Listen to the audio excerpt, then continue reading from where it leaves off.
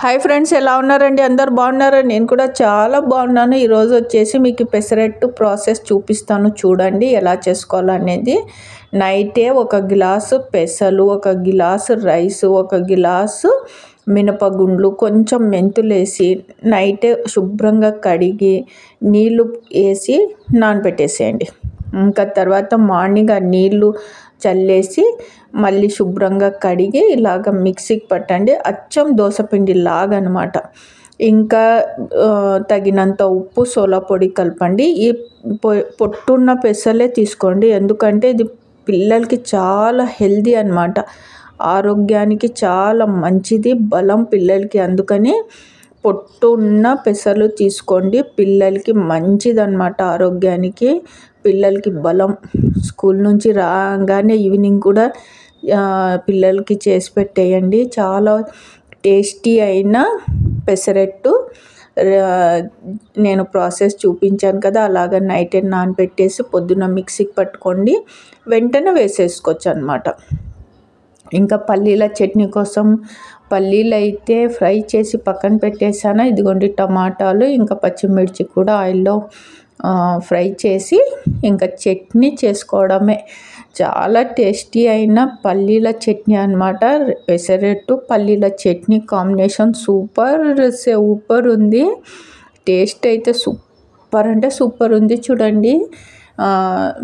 చేసుకోండి. ఇంకా ఇందులో కొంచెం పప్పులు కూడా వేసుకోండి, కొద్దిగా అల్లము. ఇదిగోండి కొంచెం అల్లం చూపించాను కదా వీడియోలో. అల్లము, వెల్లుల్లి రెబ్బలు, చింతపండు, తర్వాత వచ్చేసి టమాటాలు, పచ్చిమిర్చి, తగినంత ఉప్పు వేసి ఇంకా మిక్సీకి పట్టుకోండి. కొన్ని నీళ్ళు వేసి మీకు పల్చగా కావాలంటే చట్నీ పల్చగా, లేదంటే మీకు ఎలాగ నచ్చుతుందో అలాగ చట్నీ మిక్సీకి పట్టుకోండి.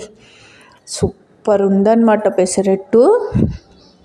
దోశలు, ఇడ్లీలు ఎలాగో మనం వేసుకుంటుంటామో ఇలాగా అప్పుడప్పుడు వెరైటీ టిఫిన్లు కూడా పిల్లలకి చేసి పెట్టాలన్నమాట, బోర్ కొట్టకుండా. వాళ్ళకి మార్నింగ్ టిఫిన్ వేసిన తర్వాత మళ్ళీ ఈవినింగ్ స్కూల్ నుంచి వచ్చినప్పుడు తలా ఒక దోశలాగా వేసిస్తే పిల్లలు తినేస్తారు, తర్వాత హోంవర్క్లు చేసుకుంటారు అనమాట.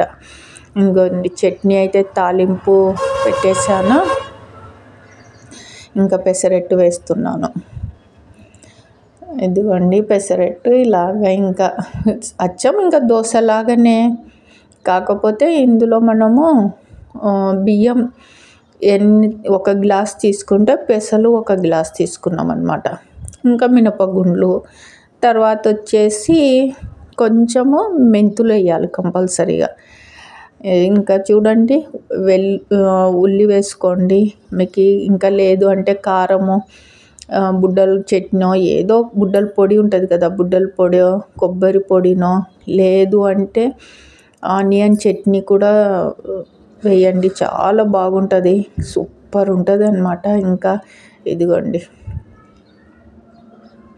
ఫస్ట్ టైం నా ఛానల్ని చూస్తుంటే లైక్ చేయండి, సబ్స్క్రైబ్ చేయండి, మీ ఫ్రెండ్స్కి ఫార్వర్డ్ చేయండి, బెల్ సింబల్ని యాక్టివేట్ చేసుకోండి. పిల్లలకైతే ఇంకా ఏమి కారం లేకుండా ఇలాగ సరిపోతుంది. మనకైతే ఇంకా కొంచెం స్పైసీగా ఉంటే బాగుంటుంది కదా, అందుకని నేను పక్కకి మళ్ళీ బుడ్డల చట్నీ చేశాను. బుడ్డల చట్నీ అని వస్తుంది, బుడ్డలో పౌడర్ అనమాట. ఇదిగోండి పొడి, బుడ్డల పొడి. ఇదిగోండి బుడ్డలు ఫ్రై చేసి పల్లీలు, ఇందులో కొంచెం కారం, ఉప్పు, వెల్లుల్లి వేసి మిక్సీకి పట్టేసి పౌడర్ చేసి పక్కన పెట్టేసాను అనమాట.